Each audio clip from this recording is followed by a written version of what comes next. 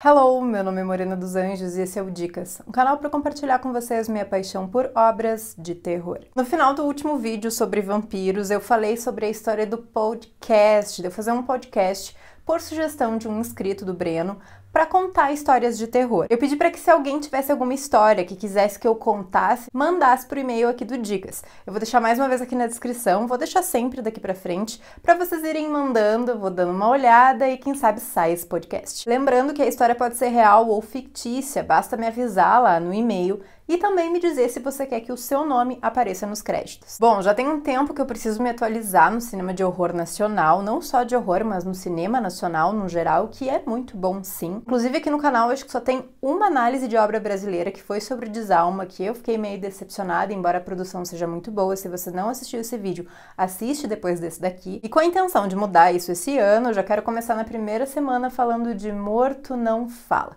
Mas antes de começar o vídeo, já se inscreva aqui no canal, deixe seu like, isso é muito importante para a divulgação, ative o sininho para o YouTube entender que você quer assistir os vídeos do Dicas e bora falar de terror.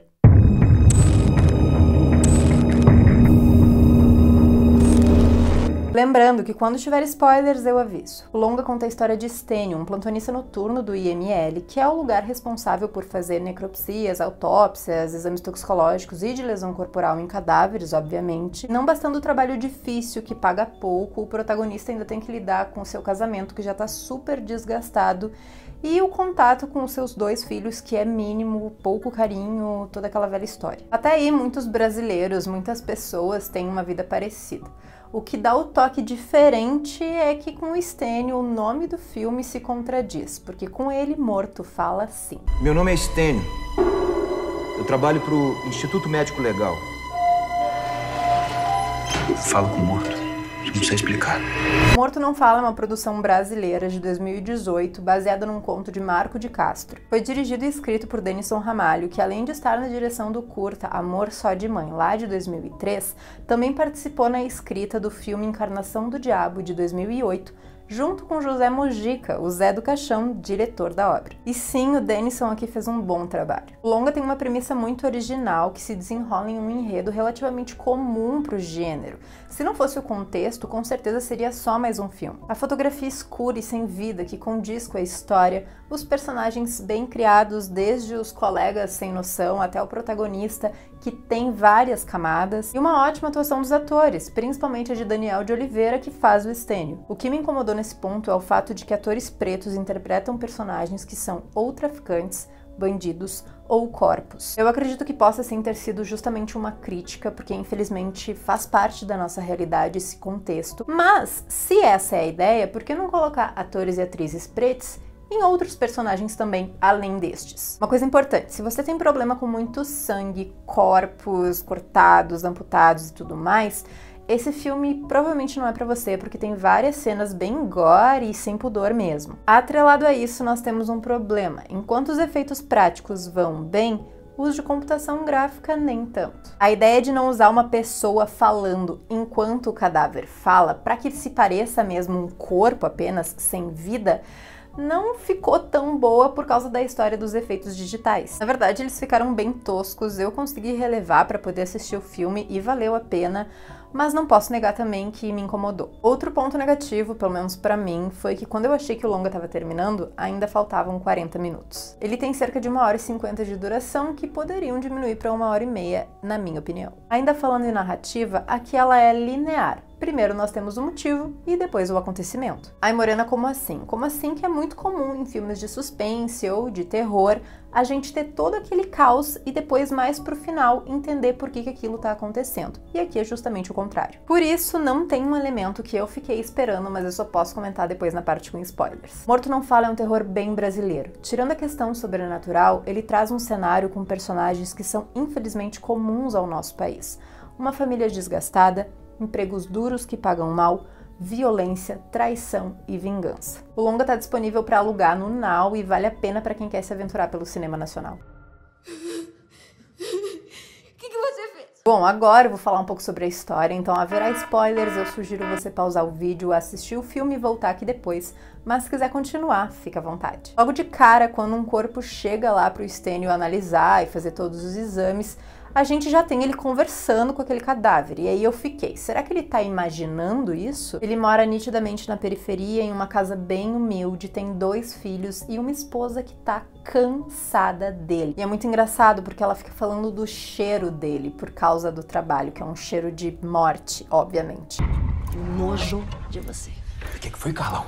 Você tá falando é da minha mulher. Há uma outra coisa bem importante que não tem muita ênfase no filme, mas fica ali pra gente analisar, é que o Stênio tem 2 colegas super sem noção e que eles tratam aqueles corpos sem o menor respeito. Bom, chega um corpo de um cara que foi morto pela polícia, se eu não me engano, chamado Sujo. E ele foi morto justamente porque lá no tráfico caguetaram ele. Quem caguetou, segundo ele contando pro Stênio, foi o tal do Dentinho, que era parceiro dele e do irmão dele. Chega um outro corpo que conta pro Stênio que a sua mulher tá traindo ele com o dono da padaria. Mais tarde, o Stênio resolve se esconder pra ver se aquilo é real mesmo, e ele vê a esposa entrando no carro do cara. Nesse momento eu pensei, bom, ele tem um dom mesmo, ele consegue falar com os corpos, não é coisa da cabeça dele, porque, né, o cara falou, o corpo falou e é real mesmo. Ou tem algum plot twist aí no final pra ele estar tendo essas informações e achando que são os cadáveres falando.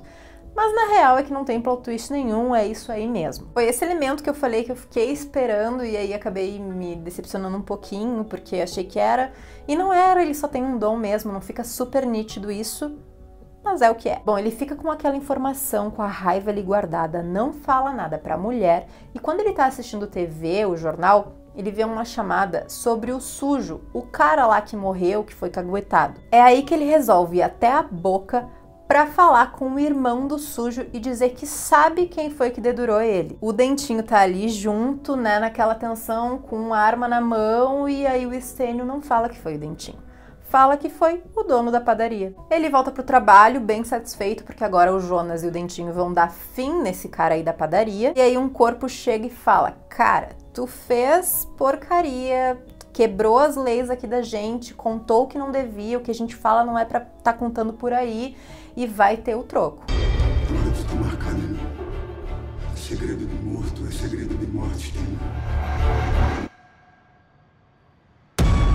O que acontece é que o Jaime, o cara da padaria, tá saindo do motel com a Odete. Quando eles estão chegando em casa, chega o Jonas e o Dentinho e mata os 2. Aí é aquela cena, né? O Stênio chegando em casa do trabalho já de manhã, o corpo deles atirado no meio da rua, polícia, cordão de isolamento, aquela coisa toda, as crianças chorando, imagina. Ele fica ali com aquele remorso porque ele queria, na verdade, era que o cara morresse, não ela, mas quando ele tá lá no trabalho, chega o corpo dela pra ele analisar, e eu achei bem bizarra essa parte. E aí ele conta pra ela que foi ele que mandou matar. Depois disso, o corpo do Jonas e do Dentinho é encontrado no meio do mato, e o Jonas conta pro Stênio que quem matou eles foi a Odete. A partir daí, começa o caos na vida do Stênio, porque a Odete começa a assombrar ele e as crianças, a casa toda.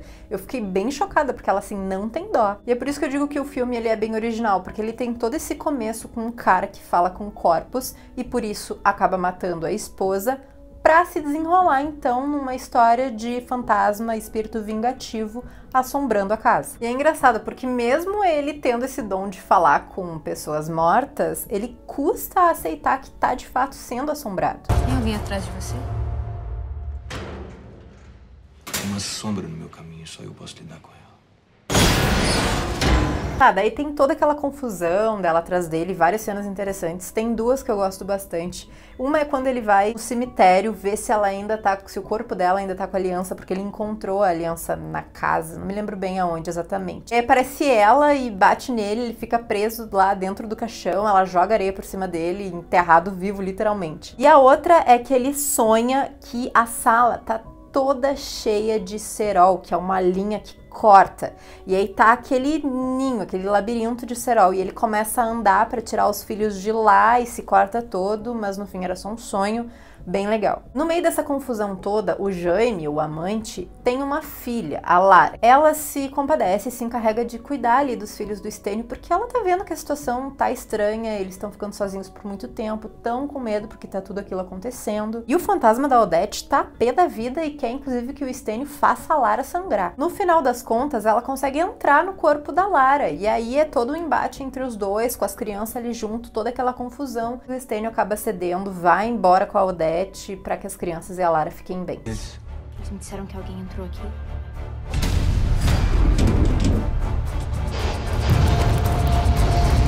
O longa ele é simples, por isso que eu digo que ele poderia ser um pouco mais curto. Mas ainda assim vale a pena assistir, tem toda essa premissa bem interessante, o desenrolar é legal. Mas e aí, quais outros filmes de terror nacional vocês me indicam para trazer aqui pro canal? Deixem nos comentários, me sigam lá no Instagram, @morena dos anjos, igual para Twitter. Muito obrigada por terem assistido até aqui e até a próxima!